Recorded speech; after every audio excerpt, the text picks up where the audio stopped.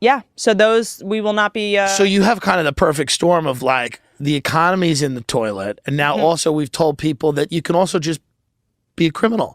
like there's people in Philly right now that are like, should I be a criminal? It's a That full have never even thought of it, but they got fired from Gold's Gym or whatever. They're laid off, and they're like, should I just start moving weight on the street? Like, so maybe I'll steal a car. Literally, there's people in Philly going, maybe I'll steal a car today. And the only hope you have against burglarized is you hope that the potential burglar is a germaphobe and doesn't want to get close enough to you to take your wallet. Right. That's all you have. So it's going to get probably. Now, the only reason I think they're doing this, and this is obviously based on nothing but my own, I'm making an inference here. I think the states want help from the federal government. Yes. I think they want maybe martial law. I think they want the military. I think they don't think they can do it as states. So I think the way to do that. But our administration has left this to states. Correct. So I do think we should remind people, just real quick, that is why it took comedians so long to officially cancel their dates, is because unless it's a state of emergency, we theoretically are not allowed to cancel. We've signed something that says that if it's not a state of emergency or an act of God, you don't get your money back. Correct. So when the administration didn't say, it was like, this is fine, this is so bad, we're going to get over it last week, that's why we couldn't cancel our dates. So I think they want a federal response, and I think that the way to do that is to either make things worse or give things the appearance that they're going to get worse. Yes. Yeah. Like, because there's no reason, let's say Philly was doing that. So they want anarchy to set in. Well, why the hell would they announce that they're doing it?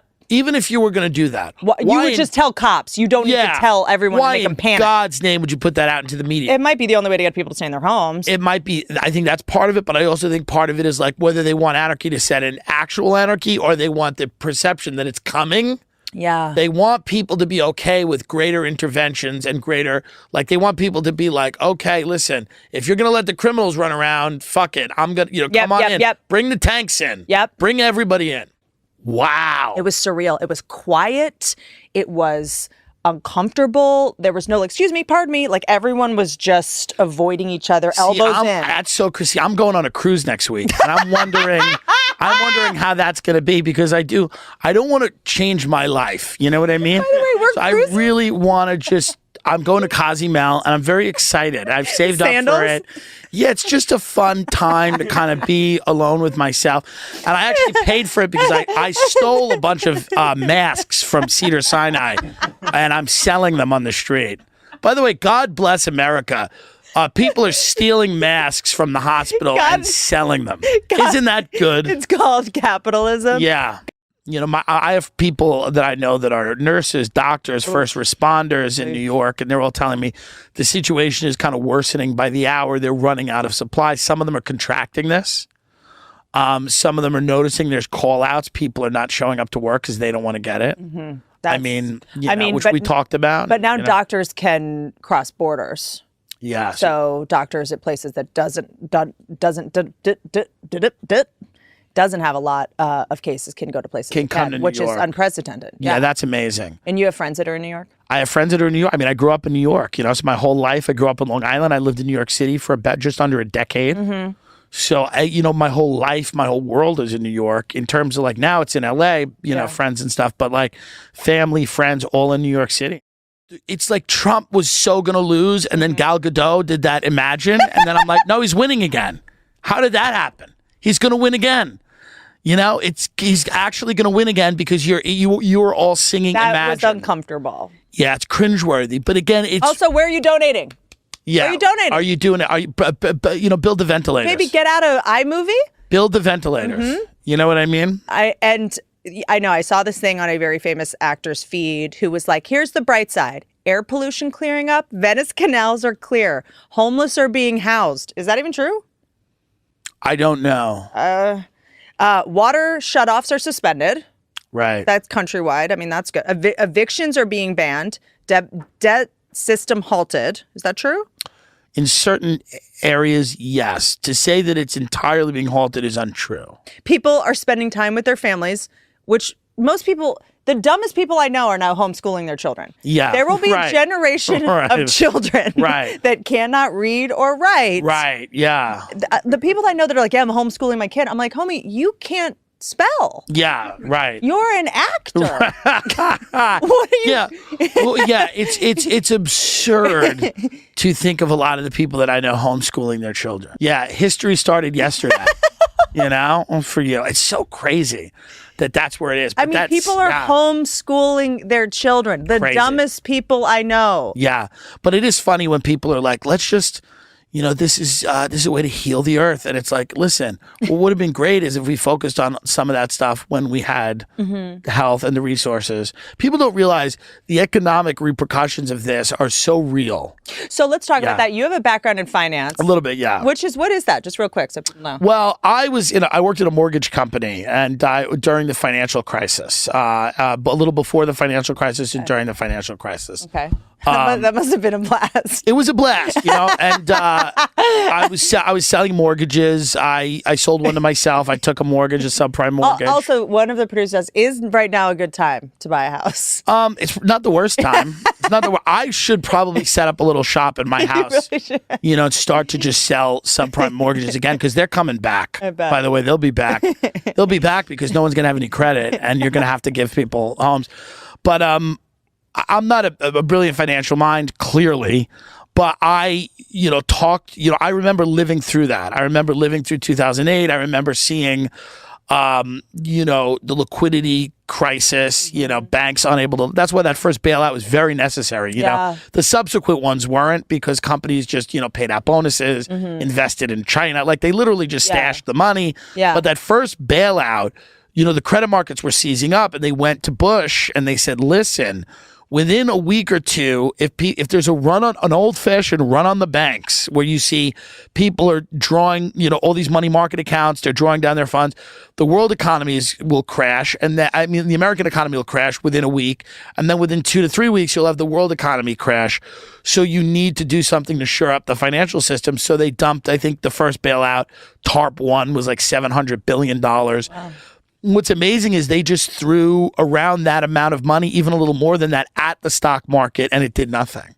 So that's not even working. That's not even working anymore. Things are so bad, and people's sentiment is so negative that that stuff doesn't work as well anymore.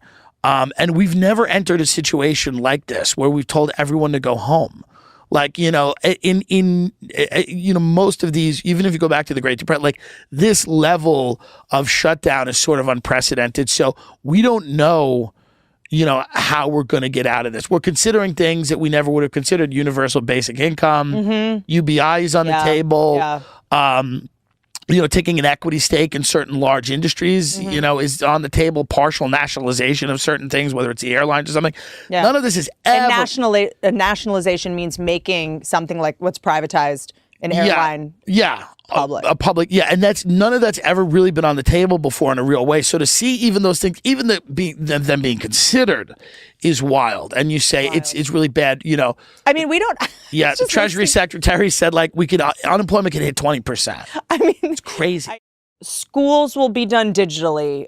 Will businesses be done digitally? A lot of them, yeah, but the service industry, which is I think the hardest hit, cannot be done digitally. So that's anyone that works in a hotel, a restaurant, on a cruise ship, at a resort, airline. That's any tutor. That's any personal trainer. It's anybody that works at a gym. It's anybody that does your nails or your hair or any, treatment for you, any personal all of those things are contingent on the ability to leave a home. And if they don't have that, what are we going to do? So, the concerts, events, comedians, entertainers, all of Las Vegas, we're talking about entire swaths of the economy that are going to be unable to function unless, we have eventually some type of lift of this Is now order. The time to invest in holograms? Or maybe you invest, things like Boeing are not going, Boeing stock's down 60%. Boeing's not going anywhere. It's tied into the military. So if I'm going to invest right now, what do I do? Things like Boeing are obviously that's never going to go anywhere. Airlines will come back. My investment guy said over the next 3 to 4 weeks, it would be a great time to start putting money to work in this environment. Yeah. Markets are down 35%. We should consider moving money into your investment account. He's sending that email from the car he lives in. He's just sleeping. He's just sleeping in a car. He's like, Whitney, now will be the time he's in a phone booth. Start making your money work. You know, he's outside. He's in a Jollibee parking lot. He's trying to break it to me that I have to sell my house. Yeah. He's like, Whitney, it's time to, you know, he's like, there's so many opportunities. Maybe I should live in your home. Maybe I should just come live in your house because there's so many opportunities. I want to walk you through this. That's a level of service I'm willing to give. I'm sending this from downstairs from the house I just put on the market. So if there's any way that I could just come with my family and live with you. Yeah. I mean, but no, if you have, I've thought about like, should I put a few dollars into certain things? What would you do right now? If I gave you, if you had $500, where would you go first? Well, 500. You know what I mean. Boeing's down 60%. Boeing's not going anywhere. I mean, Boeing is, you talk about the military industrial complex. Like, if Boeing's not valuable, that means the country's over. So things like that, things like you would look at like, you know, airlines, things like that are coming back. I mean, you know, they are going to bail out some of those industries. They are going to do a corporate bailout of airlines and certain travel industries and things like that. And then maybe some of these chemical stock, and you know, anything that's security, biotech, stuff like that. That's going to be huge. People are going to want to feel safe. I mean, all that shit, you know, people are going to want to feel safe. I also think the world that emerges from this is a cleaner one. Interesting. And a one where, you know, if there was a company making infrared things to detect people with fevers, I would invest in that. Yeah. I would invest in, you know, companies that are thinking about making arenas and public places safer. Yes. You know, things like that, more, you know, cleaner. Those, because the future is going to be, nobody's ever going to walk into an arena stadium again without thinking about this. It's like the way we all still sort of, when we go on a plane, all still think it's when still we're in on the a back plane, of your head a little bit. I always hope that there's later. a terrorist on there so I don't have to perform at the Funny Bone in Des Moines. I'm kidding. I'll be back.